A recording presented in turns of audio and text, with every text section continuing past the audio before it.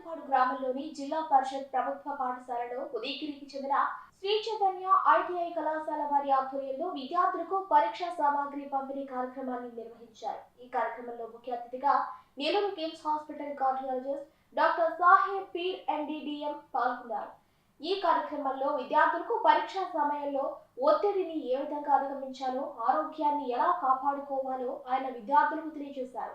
ఈ కార్యక్రమంలో పాఠశాల ఇన్ఛార్జ్ ప్రధాన ఉపాధ్యాయులు శ్రీరాములు మరియు పాఠశాల సీనియర్ ఉపాధ్యాయురాలు ఫాతిమాచార్, ఉపాధ్యాయులు మన్సూర్ రోస్దార్ మరియు పాఠశాల సిబ్బంది పాల్గొన్నారు. టీచర్లు చెప్పేదానికి మన హార్డ్ వర్క్ కూడా తోడవ్వాలి. మనము మన హార్డ్ వర్క్ తోడవకపోతే ఎంతసేపు టీచరే చెప్పాలి మనకు రావాలి, టీచరే చెప్పాలి మనకు రావాలంటే మనం ఎదగము. మనం కూడా కష్టపడాలి.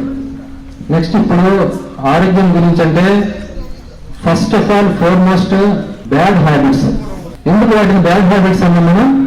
వై బ్యాడ్ హ్యాబిట్స్ ఏంటి అలా ఒకటి నేను చెప్పండి. నాకు బ్యాడ్ హ్యాబిట్స్ ఓకే ఇంకా ఎందుకు బ్యాడ్ హ్యాబిట్స్ అవి? నేను గుడ్ హ్యాబిట్ అంట, అది మంచిదంట. ఎందుకు బ్యాడ్?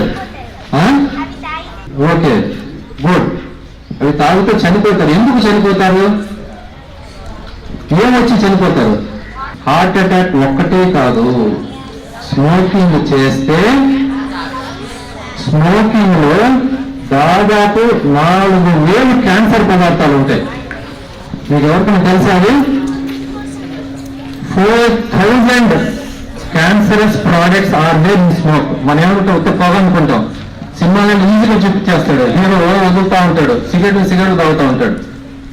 అవి చూసి మనం ఎక్కువ అలవాటు చేసుకుంటాం పిల్లలు.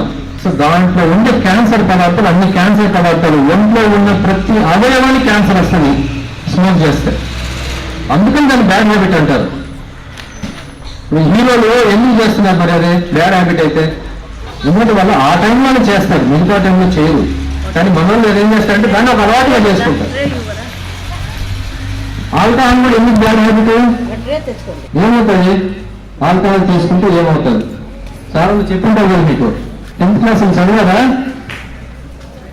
What are the bad effects of alcohol? Alcohol వల్ల మేము ఏ ఆరోగ్యం చెడిపోతుంది? లివర్తో ఏమవుతుంది? లివర్లో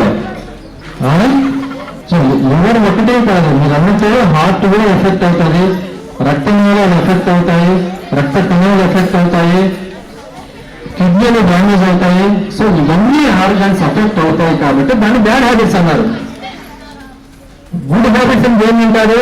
గుడ్ హ్యాబిట్స్ చెప్పండి, ఒక్కటి గుడ్ హ్యాబిట్ చెప్పండి నాకు. ఇలా సో డైలీ ఎక్సర్సైజ్ చేయడం అనేది చాలా మంచి అలవాటు. అందరు ఏమనుకుంటారంటే 40 సంవత్సరాలు వచ్చాక చేద్దాం లేదా ఎక్సర్సైజ్, ఇప్పుడు ఎందుకు అంటారు.